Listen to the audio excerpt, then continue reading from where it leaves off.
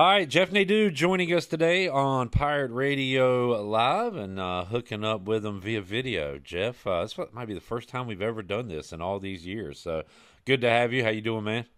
Yeah, you're a lot uglier than I thought. Well, So, good to see I'll you. take that as a compliment. It means I have a great voice for radio. You do. You definitely have a face for radio. No, I'm only kidding, Clip. Thank you for having me. I'm glad that you guys are jumping into to a new day on Pirate Radio. One of my favorite call-ins to do. I always appreciate talking to you and to all the Pirate fans. So thanks Thank for you, having me. man, and shout out to the big dog, Glenn Griffin, for helping us move into this new age. Jeff, we've been previewing the conferences.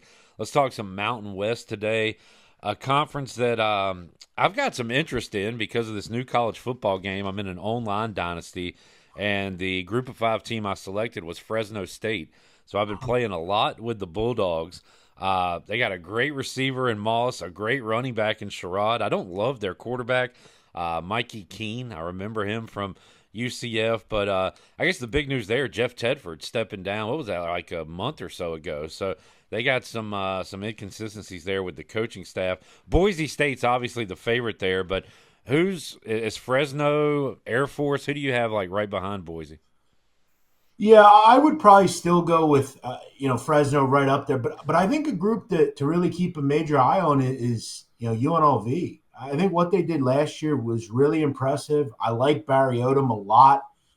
They had kind of one of those random years where they just kind of played really well. They were kind of the New Mexico State of the Mountain West, kind of a team that came out of nowhere. Look, I like Barry Odom, always have. He's a great defensive coach, but they really moved the football around. Jaden Maiva was a great quarterback. Seems like they went out and got some real, kind of talent on the outside. They have four starters back up front.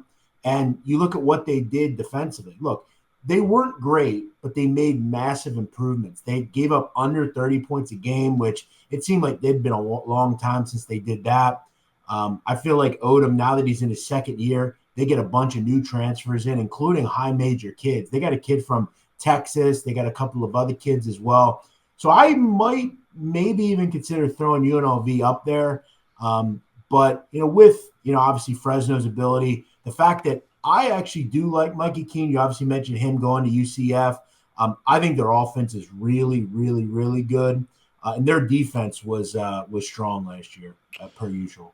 Jeff Nadeau joining us. UNLV, I've had a bit of a close following with them because ECU's former safety Damon Magazoo was a coach there. This offseason, Mags comes from Las Vegas back to Greenville, now coaching the secondary here at East Carolina. But I'd find myself after our fifth quarter call-in show going home watching some late night UNLV football. And I guess it was 2 years ago looking at Phil Steele, Jeff.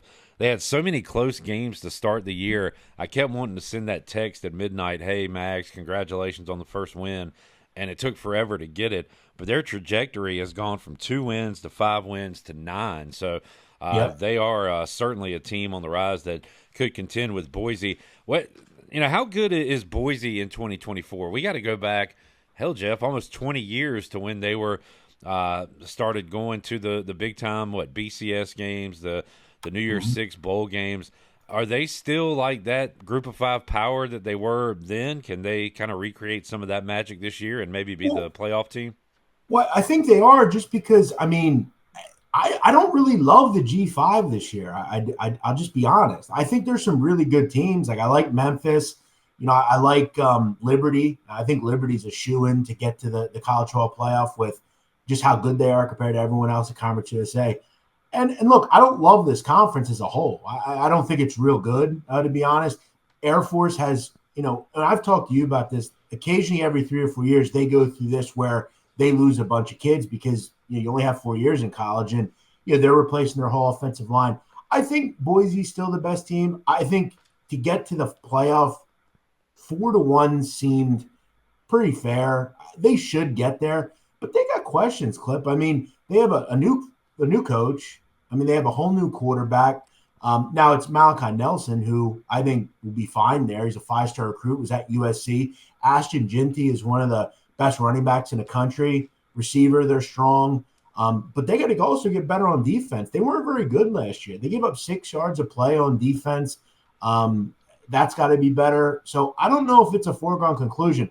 I'll tell you what I would do. And I look, I might be going out on a major limb. Why not take a shot with a Fresno or UNLV? Not just to win the league, but to make the playoff. Right. Yeah. I think you have to because the Mountain West is going to be higher thought of than the Sun Belt, Conference USA. Where does And Mountain again, West I've and got to look. American? How do you rank them, Jeff? The Americans better as a conference to me. Then again, I mean, both bottom of the conferences are bad. Right. But you look at like UNLV. I mean, they have to play at Houston, so that's a Big 12 opponent. They got to play at Kansas. That's a Big 12 opponent. They also play Syracuse, Man. ACC. Given the circumstance, not a great Syracuse team, but look. Let's say they beat a Kansas, and let's say they go into that Kansas game or past that Kansas game 3-0. I mean, At it wouldn't Oregon surprise State's me. not a bad non-conference game too. So Yeah. Now look, I'm looking currently at one book that's in front of me.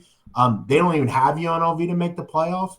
But I will say, with this new advanced playoff and the fact that 5 teams are going to get in from those groups, I think you have to take flyers on, let's say, a UNLV or a Fresno. Now, look, do they win a game? Probably not. They're going to get probably trounced in the first game, but I don't care. The bet is to make the playoff. Jeff, what's happened at San Diego State? They used to be one of these group of 5 teams you could look at and say that they're going to win a lot of games. They're going to play good defense. That's kind of, I guess that's been their thing, right? They've been able to play defense but not score. So where is San Diego State right now? They are pretty far back here in the in Phil Steele's rankings. Yeah, I think they just held on to Brady Hoke a little too long. I think he had some success there, but they got away. I mean, for years, Clip, they've had great running backs. I mean, they had, the Donnell Pumphrey types, Yeah. guys like that. Many years ago, they had obviously Marshall Falk. Didn't Marshall Falk went to San Oh, Diego yeah, State? Didn't he he? was asked. Yeah.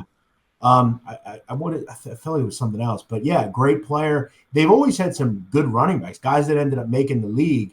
But they haven't had that home run hitter running back the last year or two. And they've also fell apart defensively. That was kind of one of their stalwarts over the years. They were just a strong, good secondary, generally put a couple of kids into the league, always good linebackers. But that's kind of went to the wayside. And offense, I'm excited about them this year. It doesn't seem like they've had a good quarterback in a long time. I think Ryan Lindley was the last good quarterback they had. He had a couple of spells in the NFL with the Cardinals and other teams. They went out and hired Sean Lewis, who was at Kent State. He did some good things. He's always kind of one of those offensive guru gadget type guys. I think he's going to come in and just inject some much needed help into that offense, give them a shot in the arm. They bring back 6 people on offense as far as starters are concerned. They got to get back to what they do best on defense. They're a team that I'm kind of interested in, I think, from an underdog standpoint, maybe to be – I know a lot of people, including Steele, have them towards the bottom of this conference. They're a team that wouldn't surprise me if they finish 8th or 9th. It also wouldn't surprise me if they maybe jump your Wyomings, Utah States, and your Colorado States and maybe push bowl eligibility in winning like 7 or 8 games. Man, this conference has some interesting names as head coaches, and a couple I was going to ask you about that I knew about. One I'm literally just seeing for the first time, but let me start, and we're talking Marshall Falk and Old Boise. Maybe I want to recreate my childhood or my teenage years. Can Timmy Chang make Hawaii fun the way he did when he played quarterback, June Jones, that era, Jeff? Well, look, I think if he does, look, they're not the worst team in this conference. And I think the only reason is because, look, New Mexico's horrific, and so is Nevada. And for that matter, so is San Jose. I mean, without Brett Brennan, they're going to be bad. But I think Hawaii is the best of those teams. I think what Hawaii will be is I think they'll be able to put points on the board. But they're going to occasionally get trounced because they can't stop anybody. They've been generally among the worst defense in the country over the last, let's say, 5 years. But Braden Shager is a great quarterback. That's a kid who can put points on the board in a hurry. They're going to be a team that I have an interest in from an over standpoint. My concern is, look, it's nice getting a guy like Timmy Chang. Obviously, you remember him from, when you were in high school or college, and he could throw the ball around. But to do that, you have to have good, offensive line presence. I got to see kind of what they have up front. I want to say they gave up in the fourth. There was only a few teams that gave up more sacks than them. And if you're a team that can't block up front, you're going to have issues. So it doesn't really matter. You could have Tom Brady at quarterback. If you don't have anybody protecting him, it really doesn't matter. Kind of the flip side to that high-powered offense. You mentioned San Jose State. Kid Niumatalolo, man, he gave the Pirates hell for years when he was in Navy. Jeff, as far as we know, are they going, option attack like Niumatalolo does? Or are they doing something different there at San Jose? No, they're doing something called the spread and shred. I don't know. It sounds like some kind of surfing move or something. I have no idea. It's some sort of like hybrid between.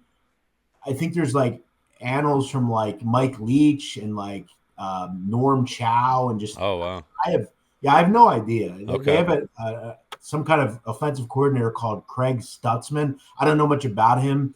I think it's going to take time. Ken's a guy who, look, I think to be fair, and look, he's a good coach. I liked him at Navy, but I just don't know that he would succeed at another school other than a military school. I just, that offense is just so drabby and boring. I got to see it before I have any interest. And my thought is it's probably not going to work. I think they're a team that will struggle to score. Maybe they can stay in games defensively. He generally had pretty good defenses at the Naval Academy. But again, you get a certain type of player at military schools. Yeah. Ones you're not going to get at San Jose State. It's a little different. You have to want to go and be a part of a military school. And he doesn't have that to kind of fall back on it at San Jose. The other coach's name that caught my eye, did not know this guy was here, Jeff. Bronco Mendenhall is back in coaching. And we're talking about a guy that's had a ton of success, at Boise, but even at Virginia. Virginia's really been struggling since he left a few years ago. I didn't know he was back in coaching, but he takes this New Mexico job. You said, I guess he's got a lot of work to do there, Jeff? Yeah, I mean, this team's lost 32 of their last 43 games overall. I mean, they don't win very much down in Albuquerque. And look, I mean, it's never good when New Mexico State, kind of embarrasses you. But this New Mexico team has just been a bet against for a long time. They gave up 38 points a game last year. It's just not good enough. Again, a lot of transition. I think they're going to be a team that'll try to run the ball, keep the ball on the ground, kind of smash mouth football, game manager at quarterback, and just hope to kind of get something on the board to go right. I think it's going to be a long year, though, for Bronco. We'll see if he can start getting some recruits. Look, that's a fertile area. I mean, out in the Southwest, now that the Pac-12 is kind of dissipating, maybe they can help themselves on the recruiting end, but it's a tough job. Jeff Nadu joining us, breaking down the conferences. Hey, take a flyer on a UNLV, a Fresno, to win this thing and to knock off Boise State.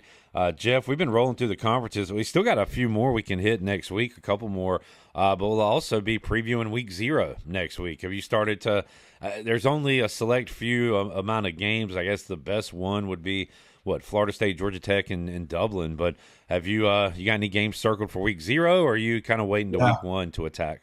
No, I'm going to be involved for sure. It's funny. We were just talking about New Mexico. If I told you, let me ask you, Clip, you've gotten better at this over the years, talking to me maybe. I don't know. But New Mexico plays an FCS opponent, Montana State. What do you think the line is in that game? I am a man of honor like yourself, Jeff, and I have seen this line because we talked about it on the show, and I was shocked to see that New Mexico were dogs, and I want to say it was like 8.5 or something. Is that right?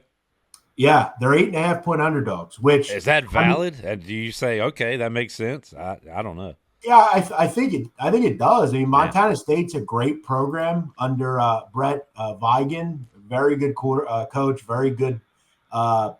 Just culture guy. That's a good program there. New Mexico is a home dog to Montana State. I mean, that's pretty unbelievable. 8.5 point, not 2.5, 4.5, 8.5. Yeah. I also think, SMU, Nevada. Look, Nevada's not good. I'm curious to see kind of what they have there under their new coach, Jeff Choate. And he was at Montana State. He kind of, the coach there kind of worked under Choate, which it's kind of a 6 degrees of separation kind of thing. So, yeah, I have my eye on things, but I just be honest.